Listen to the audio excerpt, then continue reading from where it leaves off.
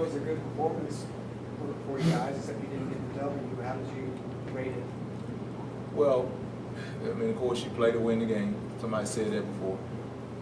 But when you look at it and we watch it with our players, the first half, I thought we played well.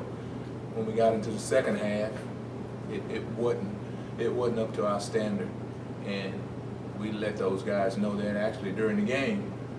And as a coach, you have to understand that, when they're out there, they're going to have some plays where it's not, it's not what you want. But I can't help but let them know it, and I think that's our job. So when you look at it overall, the first half we thought we played well, but the second half was definitely below our standards, and we just got to be better in the second half. You and Coach Morris have both talked about Darian Maline's, not just his physical ability, but his leadership and his communication at the back end of your defense. When he got ejected the other night, how did that change what you were able to call? Well, it changed things because you had a freshman have to go out, and you had to shift the whole alignment. We'll play with a nickel at times, so we had to adjust that. But just his presence, even in communicating calls and certain things that we'll do where we know he can get it done. If they give us this formation, he can get us lined up the right way. You lose that, and you have to rely on a freshman to be able to get it done. And Mikhail has come in and played quite a bit, but there are certain things that he's still a freshman that you just shouldn't put on him. And that's, like I said, that's what we lose when we lose him in that game last week. First quarterback, Temple's quarterback, I thought he was a mobile guy, but he's really more of a pocket guy. Well, he has the ability to be able to do things with his feet. He has the ability to be able to run. They don't use him in that way, but when you watch him, you see that he definitely can run, and he can hurt you if you don't do a good job of containing him.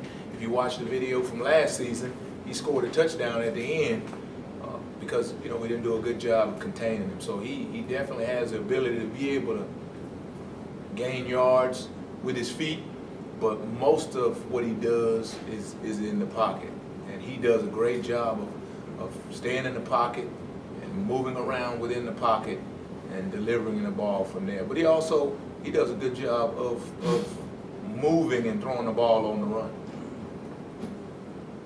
When you look at from the first half to the second half, and when you guys did a little bit in the second half, do you think it's more of just last execution, or you just get worn out, or a little bit of both?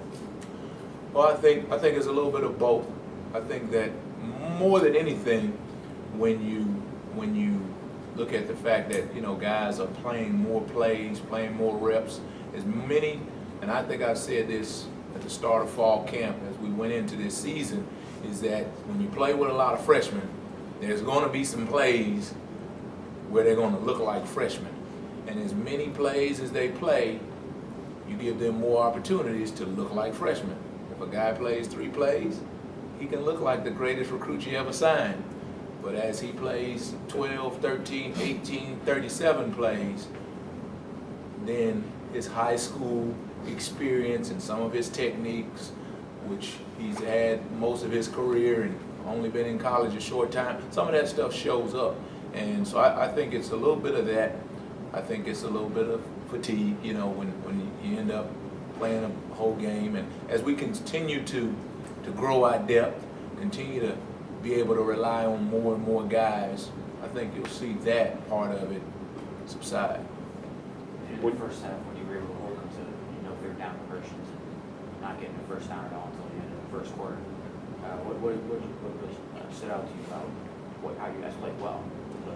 Well, I think in the first half we did a great job of tackling. We did a great job of keeping them away from the things that they really did well on 3rd down. But I think more than anything, it was the ability to be able to tackle and hold them on 1st and 2nd down, to be able to get us to those 3rd and long situations where the defense is big time in control or has the big time edge. There are times in the second half where we got them to those places, but we had letdowns for different reasons. For sometimes there was a young guy who was running left when he should have been running right, or a communication error. And those are the things that, as you keep growing through the season, as younger guys continue to play, then you take them out of their game. Coach Morris was saying that Temple's offense plays at a slower pace than some of the offenses you've seen.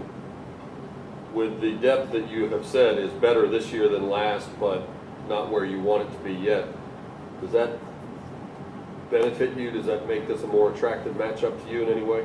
Well, as a coach, the pony up, the hurry up tempo offenses, they stress you, because they stress your players and they don't allow you to get them into the perfect call, and they don't allow you to align the way you like. A lot of times it's rushed, and you got to get a call out there because they're aligned and they're ready to go, whereas you pretty much know what personnel Temple is rolling out there with, and you know how they're about to attack you, and they're fine with that. And so there's a challenge with that, because they are a physical football team, and you have to make sure that you bring that same style of play on defense, but you don't ever have to worry about now, I'll tell you what, I won't say you don't ever. Those guys will tempo at times. They'll tempo at times, and they actually will give you some different formations. They'll show some empty formations. Now, that's not what they do, but they'll throw some different formations out, whereas you play against the TCU offense, and you're continually challenged with formations. You're challenged with tempo. You're challenged with people aligning in different places. And Temple really doesn't major in that, but they will sprinkle it out there just to keep you off balance. So we're more excited about the tempo and the ability to be able to line up and go mano on mano with a football team, which that's not happening in today's football game anymore. When you have a player ejected, do you worry about his aggressiveness in the weeks ahead, with the idea that he may have sort of a target on his back? Well, what we have to do, and we've talked to Darian about this, is that you will have a target on your back because you've been ejected, and that'll be the leading line.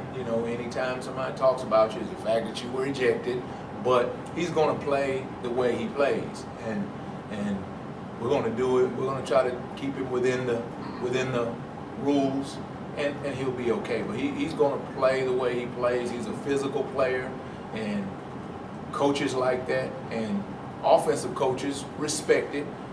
Nobody thinks he's a dirty player. Sometimes kids, they aim the wrong way, and so they get in the game the way it moves fast, and he's not ever been known as a dirty player. So we're gonna keep him as aggressive as he's been. Even before that ejection, he had some really big hits, in the run game, and him being the way he is, it benefits our defense, and it gives us a charge as we go through the game. So losing him was a big loss, but we're not going to change the way he plays. The turnovers that you guys have gotten, is that becoming like a snowball effect? Are you feeling momentum? Guys kind of seeing the rewards of how they're playing? Well, they are expecting those things to happen, and they are. But the thing we say is what I said at the start of the season, what I said in fall camp, is that it doesn't happen by a miracle.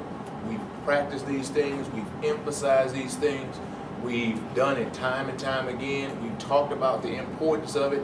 We have the trash can out there, and they understand that that's the goal every day of practice. That's what we do. So it should materialize in the game.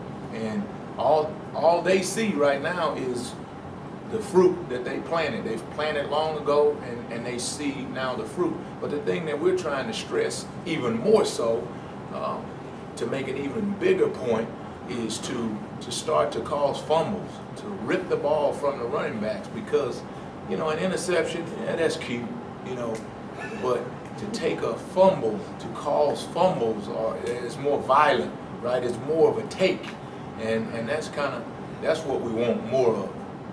Yeah, interceptions, they are. I mean, that's key. Glad you guys got a chuckle out of it.